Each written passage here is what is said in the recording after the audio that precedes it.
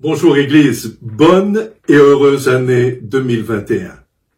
Eh bien, c'est avec joie que nous commençons cette année en louant et en glorifiant notre Dieu. Nous avons eu un excellent culte de passage de l'an par la plateforme Zoom et nous avons pu échanger des témoignages absolument bouleversants. Je bénis le Seigneur pour la grâce qu'il nous a accordée. Et nous croyons aussi que vraiment sa faveur continuera d'être avec chacun de nous. Commençons notre culte par la louange. C'est vraiment important de commencer par la louange, entrer dans la présence de Dieu avec des louanges, en publiant des louanges à son nom. Chantons ensemble. Dans la joie ce matin, pour louer le Seigneur. À jamais il est fidèle, il ne change pas. Est-ce que tu peux taper des mains avec moi? Hey! Alléluia, Alléluia. Yes. Offrons au Seigneur reconnaissance.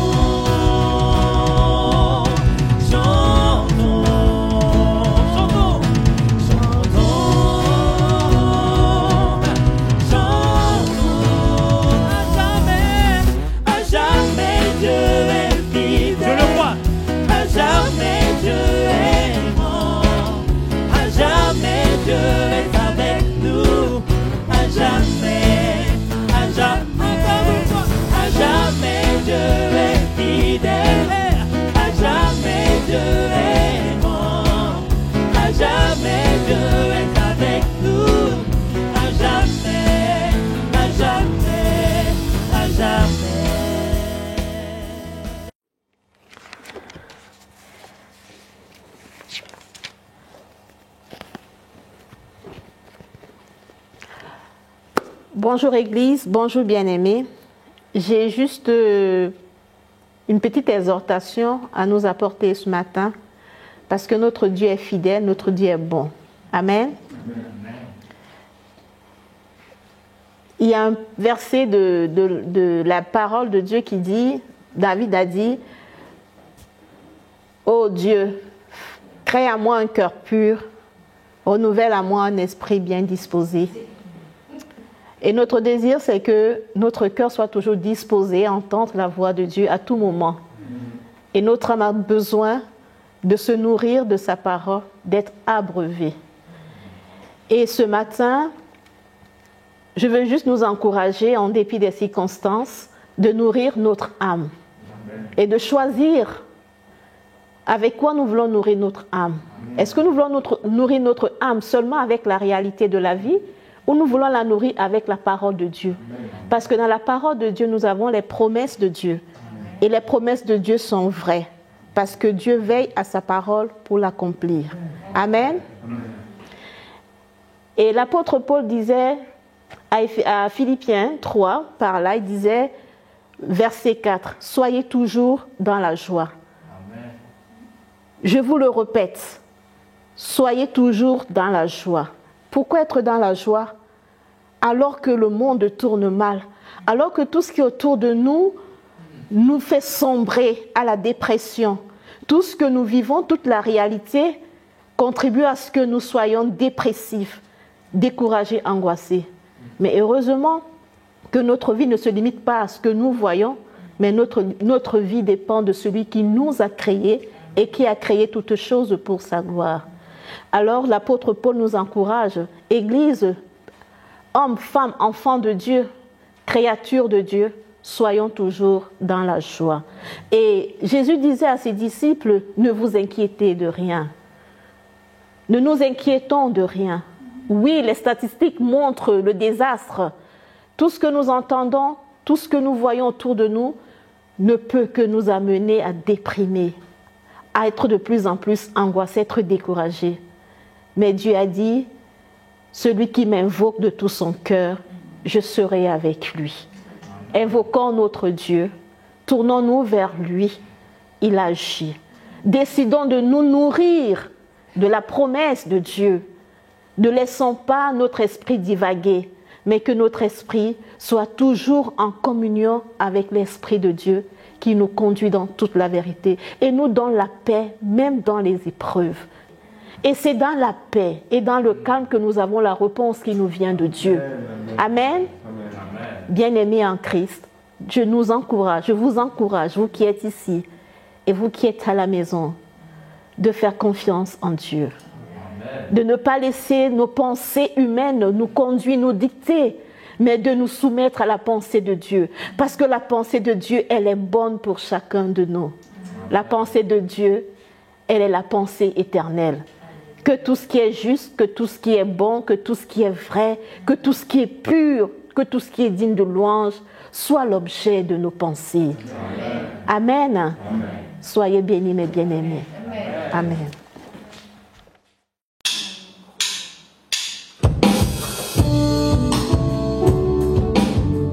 Comment ne pas proclamer ce nom si merveilleux? Comment ne pas glorifier ce nom si merveilleux? Jésus. Tu es de la création, fils unique du Dieu très haut.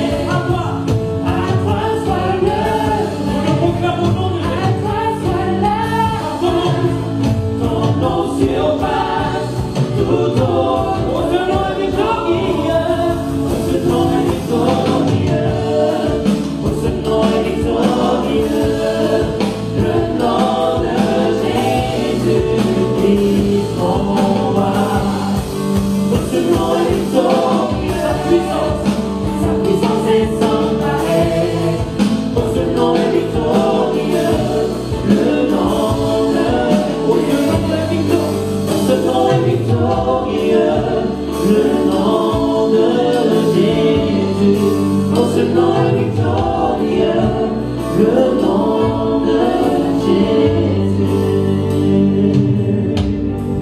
Nous voulons t'adorer, Seigneur. On l'acclame du roi, Seigneur. Ton nom est si merveilleux, Seigneur.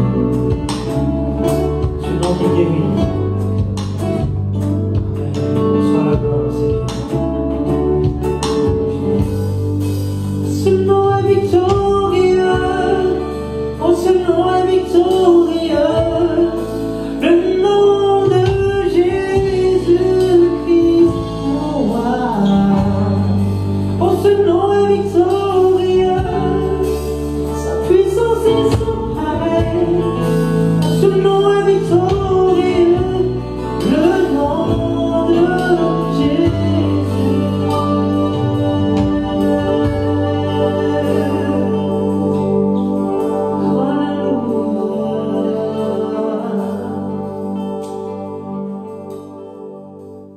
Avant de commencer à partager la pensée que j'ai dans mon cœur, j'aimerais d'abord renouveler mes meilleurs vœux pour la nouvelle année qui se présente. C'est la 2021e année du calendrier grégorien qui régit notre temps en Occident. Le calendrier grégorien, qui porte le nom du pape Grégoire XIII, est un calendrier conçu à la fin du XVIe siècle, à sa demande, pour corriger des petites dérives calendaires par rapport au calendrier julien, calendrier qui avait été mis en place par Jules César, d'où son nom Julien de Jules, en l'an 46 avant Jésus-Christ, et qui était en usage jusqu'alors. Ce furent des mathématiciens et des astronomes jésuites des universités de Salamanque en Espagne et de Coimbra au Portugal, qui ont préparé les bases d'un nouveau calendrier depuis 1579. Adopté par le pape dès 1582, ce calendrier a été rapidement, mis en place par les pays catholiques et progressivement par les pays protestants d'abord et ensuite dans la majeure partie du monde où il s'impose pour les usages civils.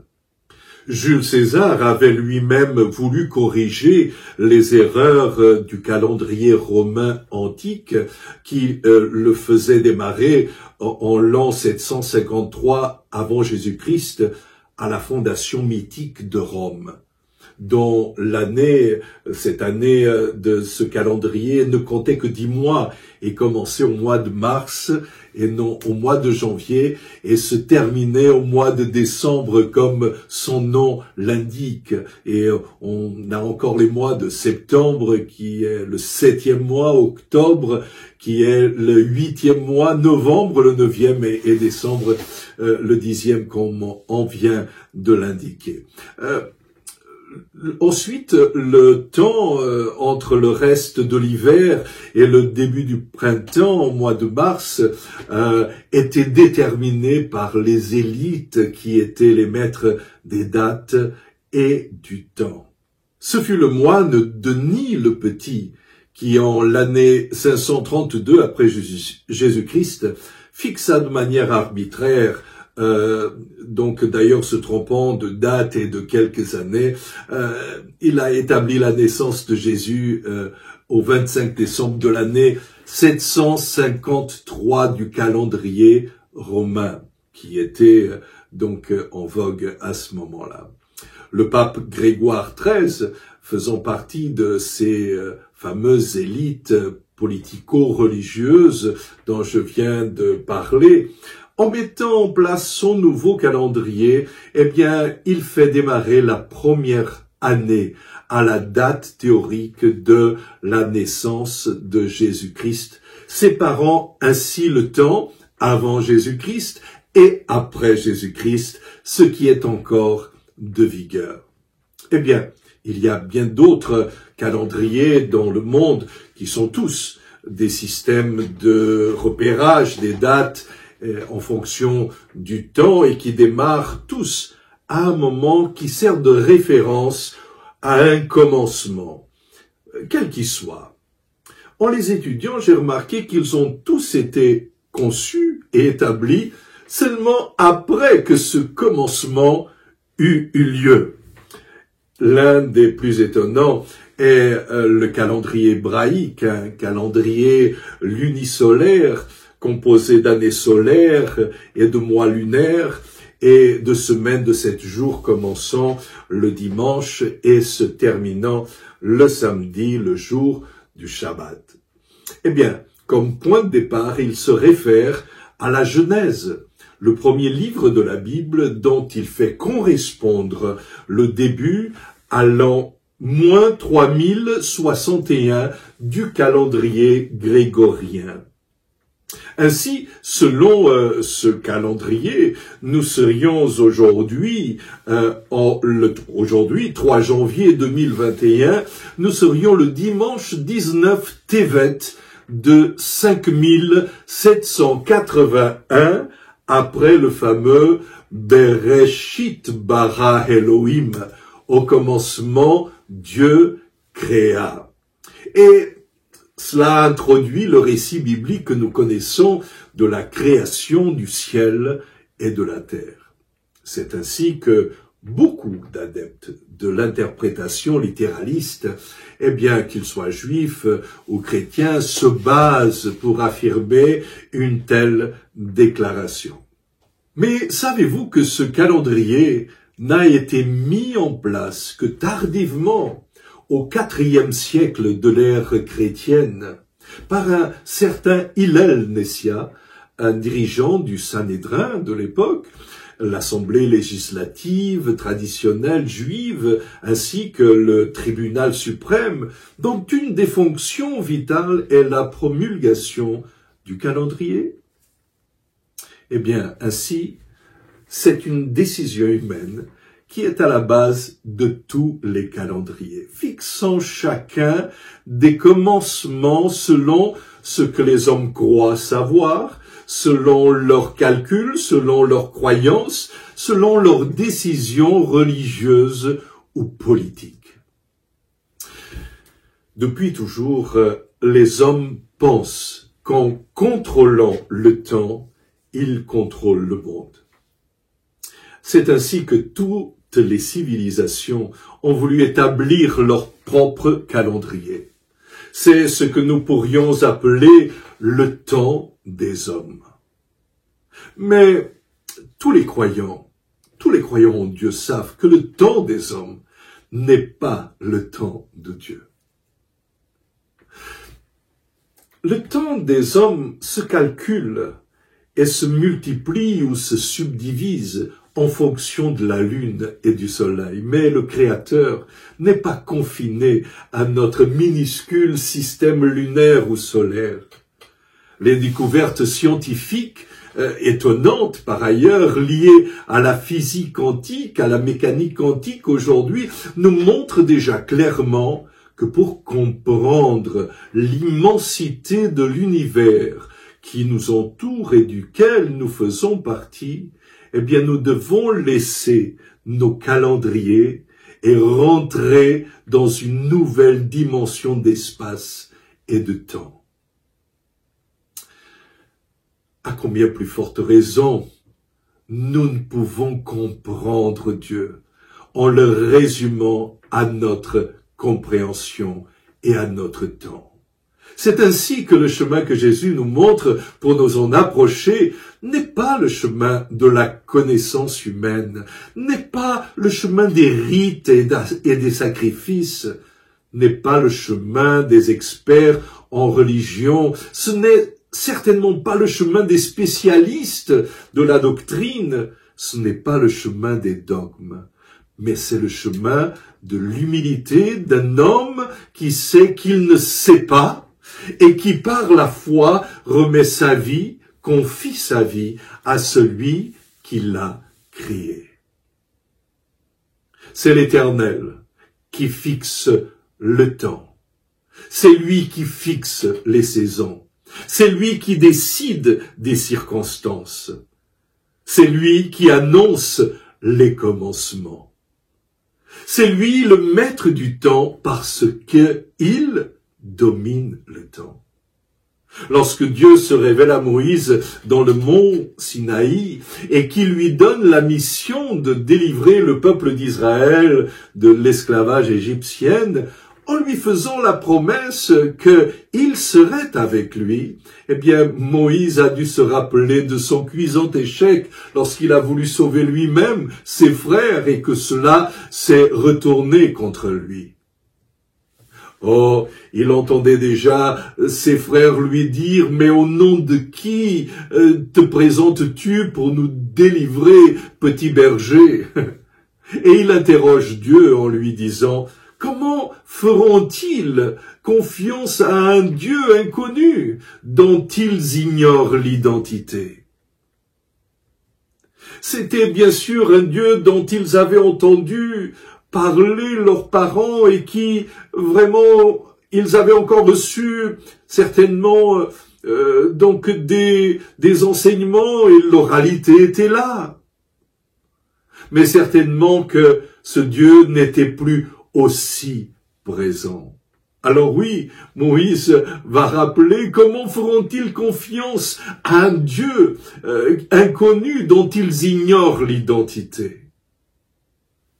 Eh bien, Dieu va lui répondre et va manifester son identité. Ainsi Dieu dit à Moïse, « Je suis celui qui est ». Puis il ajouta, « Voici ce que tu diras aux Israélites.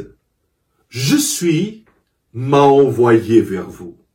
Puis tu leur diras, l'Éternel, le Dieu de vos ancêtres, le Dieu d'Abraham, d'Isaac et de Jacob, m'a envoyé vers vous. C'est là mon nom pour l'éternité. C'est sous ce nom-là que l'on se souviendra de moi pour tous les temps. » J'ai lu dans le livre de l'Exode, chapitre 3, versets 14 et 15. En français, le mot « éternel » est une traduction approximative de 4 consonnes hébraïques, le fameux tétragramme que parfois est traduit par Yahweh ou Yahvé, qui sont une forme du verbe être et désignent Dieu dans l'Ancien Testament. On pourrait presque se risquer à le traduire en disant « l'étant », c'est-à-dire celui qui est tout le temps et de tous les temps, hier, aujourd'hui et demain, je suis. J'aurais presque osé dire que Dieu est, Dieu n'existe pas. Ce qui existe, c'est ce qui est venu à l'existence. Mais Dieu n'est jamais venu à l'existence, il l'est. Mais bon, c'est peut-être manière de dire les mots qui n'a pas vraiment beaucoup d'importance au premier abord. Mais c'est dire qu'il ne s'agisse pas seulement d'une existence, mais de quelqu'un qui a toujours été, qui est et qui sera éternellement. Celui qui est de tous les temps. Dans l'évangile de Jean et dans son Apocalypse, Jésus-Christ reprend pour lui-même cette définition. Vraiment, je vous l'assure, disait-il, avant qu'Abraham soit venu à l'existence, moi, je suis. Et on peut lire aussi, je suis l'alpha et l'oméga, dit le Seigneur Dieu, celui qui est, qui était et qui vient, le Tout-Puissant. Et plus loin, il dira, et à plusieurs reprises on peut le lire dans l'Apocalypse de Jean, des phrases telles que « Je suis le premier et le dernier. Je suis le commencement et la fin. L'alpha et l'oméga. » La bonne manière de comprendre cette déclaration « Je suis le commencement et la fin » n'est pas de dire qu'il a un commencement et qu'il a une fin, mais c'est tout le contraire. Il faut lire « Je n'ai ni commencement ni fin ». Il est simplement, avant tous les commencements, avant quelque commencement qui soit, il était déjà. J'ai déjà évoqué le chapitre 1 de la Genèse au verset 1 qui est le début de la révélation écrite que des hommes ont reçue de la part de Dieu. Il y est écrit Bereshit bara Elohim het Hashamaim vehet haaretz. Au commencement, Dieu créa le ciel et la terre. Au commencement. En hébreu, Bereshit. Ce mot par lequel commencent les Écritures n'est pas anodin. André Chouraki traduit Bereshit par « en tête » au lieu de commencement. Car Bereshit est en effet la contraction de deux mots basiques, source, B qui signifie en, dans et roche qui signifie tête, suivi du suffixe it que l'on utilise pour un adjectif ou un adverbe. Ne trouvez-vous pas intéressant que cette révélation commence par la lettre bête B? Nous pourrions passer quelques instants ou même quelques heures à commenter les significations possibles de cette lettre et tous ses symbolismes. Sa valeur numérique est le 2, parce qu'elle est la deuxième lettre dans l'alphabet hébraïque. Avant elle vient Aleph, qui est l'équivalent de l'alpha grec. Avec ce Bereshit, avant ce commencement, avant cette création, avant le début de cet événement nouveau, il y a bien évidemment eu d'autres commencements qui ne nous ont pas été révélés. Comme nous avons évoqué, Dieu n'a pas de commencement ni fin. C'est pour ça qu'on l'appelle éternel. Et c'est parce qu'il est éternel qu'il a pu mettre en nous le sens de l'éternité. L'Éternel est aussi Seigneur parce qu'il fait ce qu'il dit. Il l'annonce et il l'accomplit. Les Écritures nous rappellent que le ciel et la terre passeront, cesseront d'exister, mais sa parole demeurera éternelle. Le début de l'évangile de Jean nous parle d'un autre commencement. Voici ce que nous pouvons y lire. Au commencement était celui qui est la parole de Dieu. Il était avec Dieu. Il était lui-même Dieu. Au commencement, il était avec Dieu. Tout a été créé par lui, et rien de ce qui a été créé n'a été créé sans lui. En lui résidait la vie, et cette vie était la lumière des hommes. La lumière brille dans les ténèbres, et les ténèbres ne l'ont pas étouffée.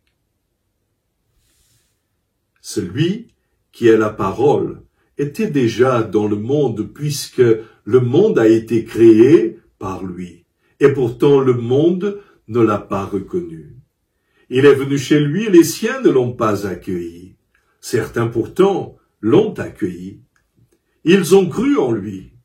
À tout cela, il a accordé le privilège de devenir enfant de Dieu. Ce n'est pas par une naissance naturelle, ni sous une impulsion ou sous l'impulsion d'un désir, ou encore par la volonté d'un homme qu'ils le sont. Mais c'est de Dieu qu'ils sont nés. Celui qui est la parole est devenu homme et il a vécu parmi nous. Nous avons contemplé sa gloire, la gloire du Fils unique envoyé par son Père, plénitude de grâce et de vérité. Amen. Celui qui n'a ni commencement ni fin est l'auteur des éternels commencements. Cette année 2021, Dieu désire faire quelque chose de nouveau en chacun de nous, en chacun de vous. Un nouveau commencement. Sommes-nous prêts à collaborer avec lui? Ce sera le thème de mon deuxième message de cette année. En attendant, eh bien, que la parole de l'Éternel trouve dans votre cœur l'accueil qu'elle mérite. Recevez-la avec foi, avec confiance. Et la paix de Dieu, qui dépasse toute intelligence, prendra soin de vos cœurs et de vos sentiments. Amen.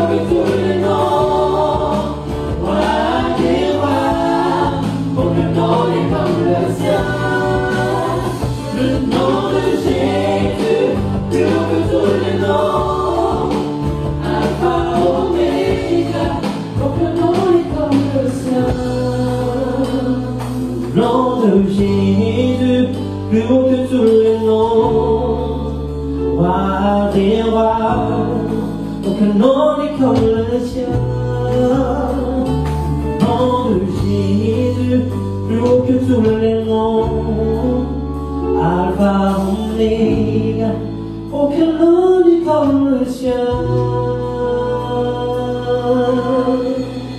Aucun nom, Seigneur, si ce n'est le nom de Jésus. Amen. Eh bien, nous sommes arrivés à la fin de ce nouveau moment de culte. Dès maintenant, je vous donne rendez-vous dimanche prochain pour la suite de cette méditation et recevoir une parole qui peut créer en chacun de nous quelque chose de nouveau. Vraiment. Finalement, le plus important, ce n'est pas de vivre une nouvelle année, mais de pouvoir vivre quelque chose de nouveau dans notre vie. Et notre Dieu est le Dieu des commencements. Soyons à l'écoute de sa parole et mettons tout en œuvre pour que ces commencements puissent avoir lieu dans notre vie. Celui qui n'a ni commencement ni fin est l'auteur des éternels commencements. À dimanche prochain, je vous laisse prendre note de la manière dont vous pourrez apporter votre offrande et soutenir l'œuvre de Dieu à travers cette mission. Que Dieu vous bénisse et que Dieu vous garde. À dimanche. Pour faire un don en ligne, c'est simple, rapide et sécurisé. Tapez tout d'abord CCPE Montreuil dans votre barre de recherche. Une fois terminé, cliquez sur le premier lien « Bienvenue à l'église CCPE de Montreuil ». Sur la page d'accueil, cliquez sur le bouton « Faire un don ». Puis cliquez sur « Je donne en ligne ». Et voilà, c'est presque terminé. Vous êtes sur la page de paiement en ligne sécurisée de l'église. Remplissez les champs obligatoires et n'oubliez pas de cliquer sur « Valider ». Donner en ligne, c'est simple, rapide et sécurisé. Aimer, c'est donner. Donner, c'est aimer.